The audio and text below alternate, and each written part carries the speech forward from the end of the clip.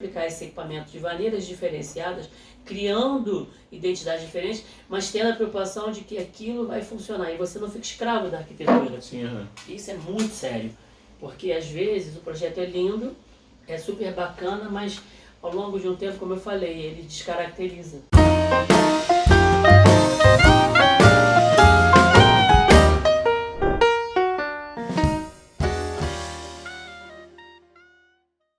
Pode dar resultado, mas a chance de errar é enorme, porque não tem um profissional te dando uma assessoria. Só que se você tem um profissional para te dar assessoria, ele vai te dizer, ó, cara, só tenho 10 mil, ou só tenho 5 mil, ou só tenho, sei lá, 100 mil.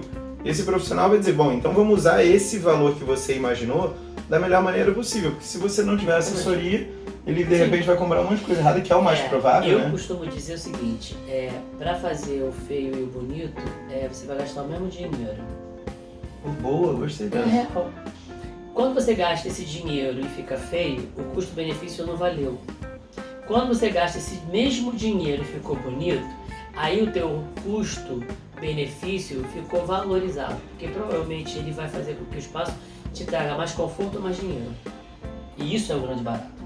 Porque as pessoas investem num projeto de arquitetura e aí assim, como eu falei aqui anteriormente, o projeto de iluminação ele valoriza e reforça a tua intenção na arquitetura, você vai tê-lo mais aconchegante, ou mais funcional, ou mais dinâmico. Isso gera dinheiro ou gera conforto, que são os dois benefícios que você tem no investimento. E aí o custo-benefício se paga. Então é isso que eu falo, quando você contrata um profissional e paga este profissional, você está entendendo que você está investindo para o teu dinheiro render o máximo que ele pode, agregando valor ao que você está se propondo a fazer. Isso é muito importante. E luz, eu digo muito, é muito interessante porque você não pode pegar. Ela é abstrata, eu não consigo segurar, eu consigo sentir, mas não segurar. E a gente que então é light design, subjetivo, vive, né? É muito subjetivo. Intangível, né? Exatamente. E a gente que, na verdade, vive a luz todo dia, tem uma intimidade com os resultados, com os produtos e com os benefícios que ele pode te dar, a gente tem uma preparação maior por convivência do assunto e fazer com que o projeto de iluminação renda mais para o cliente final do que o próprio arquiteto, porque ele não é especialista naquele assunto. Eu, como trabalho com arquitetura e interior, consigo viver muito bem assim as duas faces da mesma moeda, tanto a cara quanto a coroa. E enquanto eu fui comercial, que eu tinha loja, trabalhando para uma tenda minha, eu tinha uma vivência muito grande em sendo fornecedor. As pessoas vinham à minha loja, eu fazia o projeto, elas compravam o equipamento e produziam o resultado final da casa da arquitetura deles. E a relação então era muito mais comercial, porque eu era fornecedor. Sim. E aí na hora que eu venho pro momento em que eu começo a ter os meus próprios projetos, criar o meu projeto, entender o conjunto do processo como um todo, eu começo a ver que realmente, se não fosse essa especialização que eu tenho dentro de iluminação, o meu projeto precisaria chamar um light design para render o tanto quanto ele poderia render. E aí, assim, eu me deparei com alguns momentos em que eu via que o cliente final não queria, por exemplo, contratar um paisagista, não queria contratar um técnico de ar-condicionado, e eu preciso mostrar para ele, mas é importante porque eu não tenho expertise disso. Sim. Eu não sou paisagista. Eu não sou um cara que faz projeto acústico. Eu não faço projeto de ar-condicionado. Eu preciso desses profissionais. Dou um exemplo, tento exagerar para as pessoas entenderem. Então, acho que 2 exemplos que eu daria agora que eu pensei é o seguinte. Cara, você tá com uma pereba, você pode até ver no Google ali, né? Mas você sentiu uma dor no coração, você vai pedir uma dica pro teu amigo que é endocrinologista e é dermatologista ou você vai no cardiologista? Você vai correr o risco? Arquitetos, a gente podem fazer cálculo estrutural. Sim. E o cara, de repente, você contrata um arquiteto e ele fala assim, ó, você precisa contratar um engenheiro ou um calculista. Sim. E aí você vai dizer pra ele, não, calcula você mesmo. Cara, você vai correr o risco isso é dele, numa casa em terreno inclinado, que ela pode basicamente desabar, uma casa de 500 não dá. Então, você tem que ter um profissional competente e especializado naquele assunto, porque como ele se debruça, ele vai te ajudar a gastar menos para ganhar mais.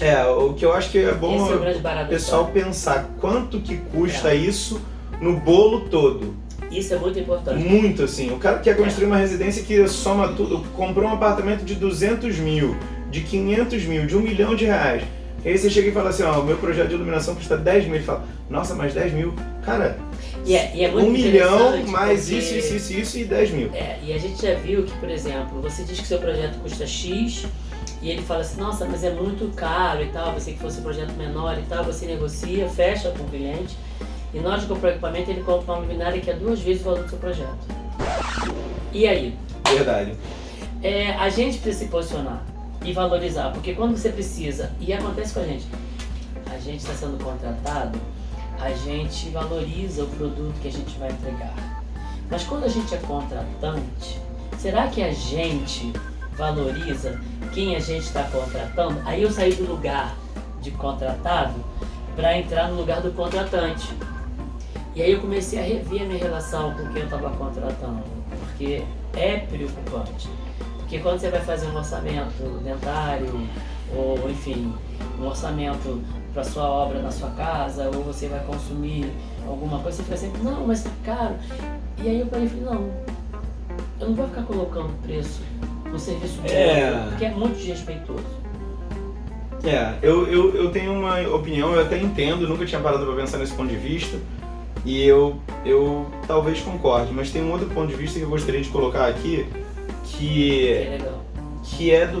é ou te perguntar, que eu acho que as pessoas, pelo mesmo motivo que não conseguem entender a luz, elas não conseguem entender que o projeto é algo que é além disso daqui. O nosso cliente, ele acha que o projeto é o desenho. Ele acha que é isso daqui. Então, uma vez um cliente já falou assim, mas o teu projeto, mas você vai me cobrar 10 mil por um desenho? E aí com o tempo eu aprendi a dizer, não, isso daqui eu te dou. Isso aqui custa R$15 para imprimir. Essa é a nossa planta aqui, ó. É desse tamanho, com esses detalhes, mas isso daqui é grátis. O projeto é a ideia. Olha o que ele está vivendo. Mas não pode se pensar o seguinte, isso é bonito hoje, funciona hoje. Isso é bonito e funciona daqui a 20 anos? Pronto. Aí.